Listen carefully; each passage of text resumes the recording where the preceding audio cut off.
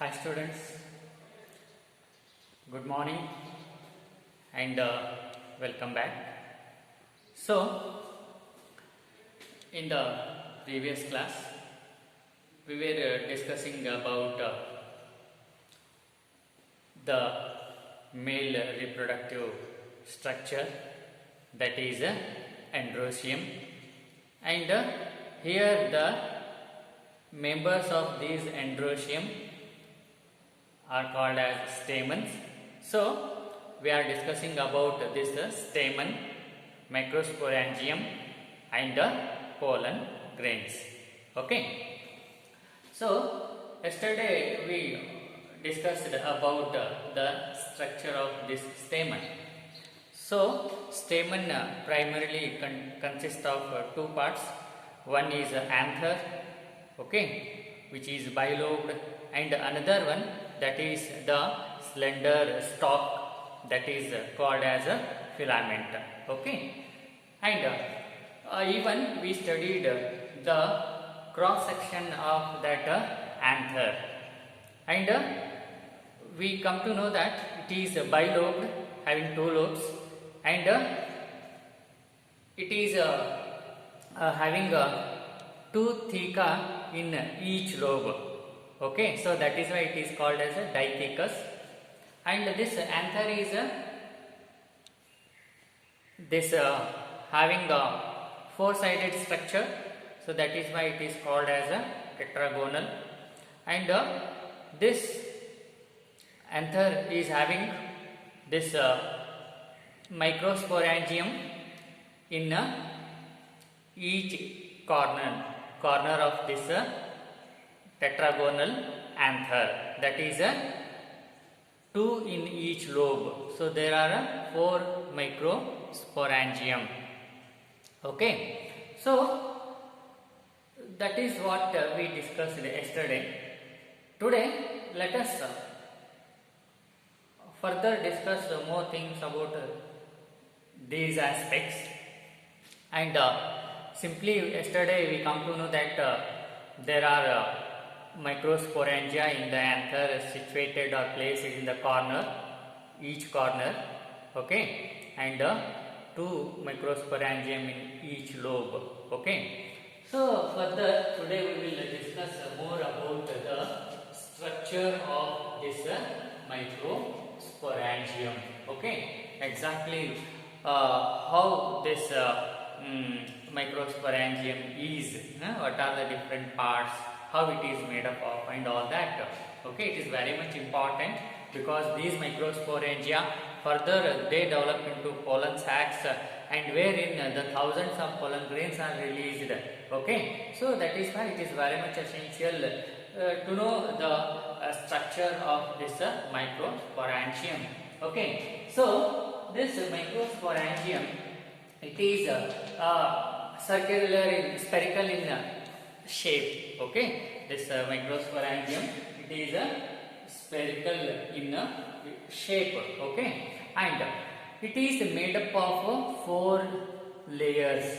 This microsporangium is made up of four layers. Okay, so those layers, four layers are: first, the outermost layer is epidermis, and the next to epidermis is endothecium, and after endothecium it is made up of a middle layer, and after middle layer the innermost layer is tapetum. So microsporangium is made up of four layers, that is from outside to inside. Okay, we move from outside to inside. The outermost layer is epidermis, and next to that is endothecium, and inner to the endothecium we find the middle layer, and after middle layer the innermost layer is tapetum. Okay, so this is the walls of the microsporangium, that is made up of four layers. And outer three layers, so as the microsporangium is made up of four layers, the outer three layers, that is the epidermis, endothelium and middle layers, they perform the function of a protection. Okay, so outer three layers, they perform the function of a protection. Okay, and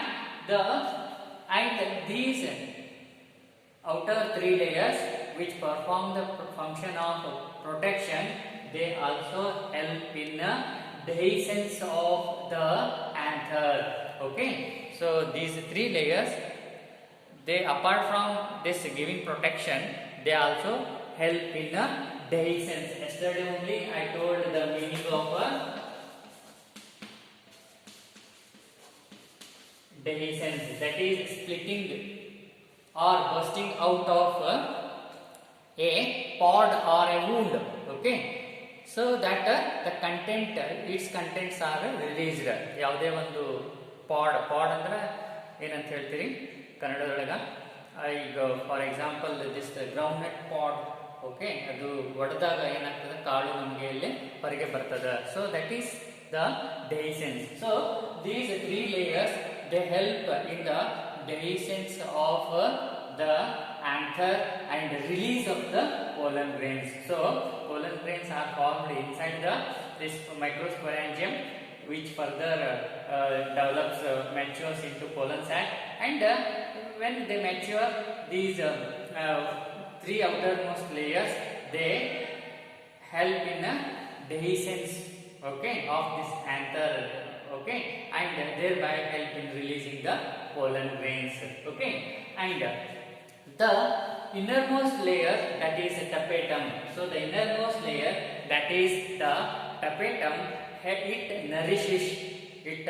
What is that? It nourish means it provide food. Okay, so this the innermost layer, that is tapetum, it nourish the pollen, developing pollen grains. Okay, pollen grains are produced inside the what is that microsporangium, and while they are developing, the innermost layer, that is tapetum, it provides nourishment. Okay, that it provides food to this developing pollen grains. So that is the important function of this tapetum, that is innermost layer. You should remember this because question will be asked on this. Okay, and the next thing is at the center of microsporangium. Okay, so microsporangium is made up of three layers. You see, this is the diagram of the transverse section of an anther. Okay, and you see, these are the microsporangia. Yesterday we have seen. Okay, and when they are young, they are called microsporangium, and when they mature, they convert or develop into the pollen sacs, wherein thousands of pollen grains are released. So here, these in the you see, we have diagrammatically whatever we have studied. See this, the microsporangium is made up of four layers. So this is the outermost layer. Okay, and this is called as epidermis, and next the layer next to epidermis, that is endothelium. Okay, and after endothelium, this makes the middle layer. Okay, this epidermis and endothelium, they are made up of a single layer of cells, whereas after this, the middle layer, it is made up of 2 to 3 rows of cells. Okay, that means the middle layer. And after middle layer, the next layer is the innermost layer, that is tapetum. Okay, so these three layers, they perform the function of protection, whereas the innermost layer, that is tapetum, it provides nourishment to the developing pollen grains. Okay, and you see, after this tapetum, when we move inside, here this in this at the center of microsporangium, these are the microsporangium placed at each corner of the anther. This is the anther. Okay, it is tetragonal, having 4 sides, and having two lobes. You recall the things yesterday we discussed. This is one lobe and this is second lobe, and in each lobe there are two microsporangium. Okay, and we are discussing the structure of microsporangium now. It is made up of 4 layers of walls, and this is innermost layer is a tapetum, and after that at the center of this microsporangium, at the center of microsporangium, it is made up of a compactly arranged homogeneous cells. Okay, this is made up of compactly arranged homogeneous cell. You see here in the center of microsporangium, it is made up of a group of compactly arranged homogeneous cells. You see here, a group of cells are there which are compactly arranged, and compactly means without leaving any space in between them. Okay, and they are homogeneous in nature. Homogeneous means they are similar. Okay, and this group of cells, it is called as the sporogenous tissue. This group of cells at the center of microsporangium, they are called as the sporogenous tissue. Okay, so that is the structure of microsporangium. Okay.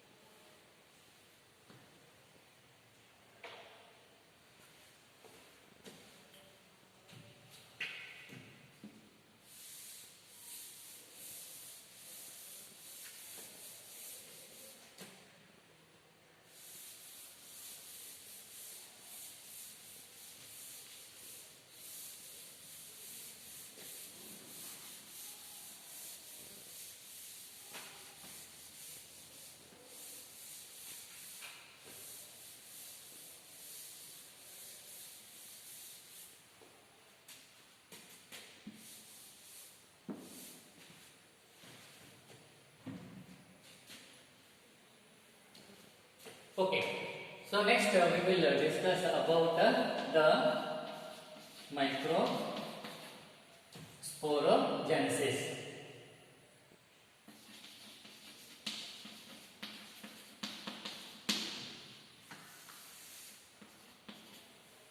Okay, so that is a microsporogenesis.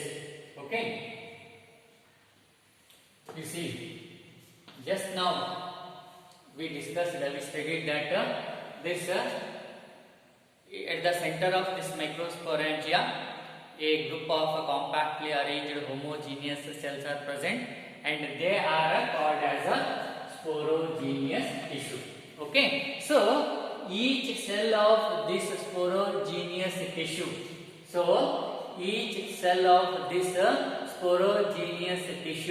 they are capable of producing what is that microspores. Okay, and that is why they are called as a microspore mother cells. Okay, so each cell of sporogenous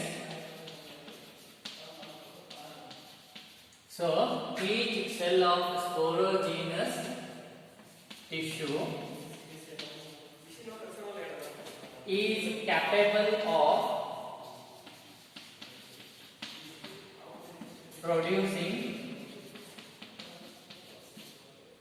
microspore. So they are called as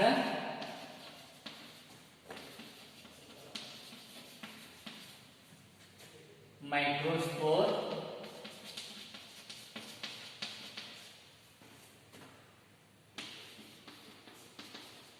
mother cell.